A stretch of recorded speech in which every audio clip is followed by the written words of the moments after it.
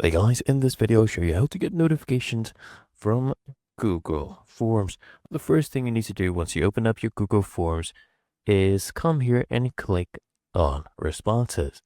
And then what I need you to do is click on these three dots and make sure this one is toggled on. Basically it has a check mark right next to it on the left side. Get email notifications for new responses. So I've unchecked this. And once we check it, you should get this pop-up email notifications enabled. What you can also do is add a collaborator so they also get notifications, right? People are working on this with you. So you click here on published, click here on manage under responders, okay?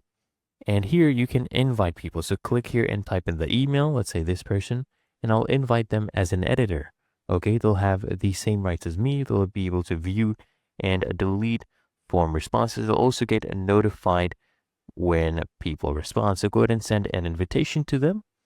Okay. And there we go. And it's really that easy and simple.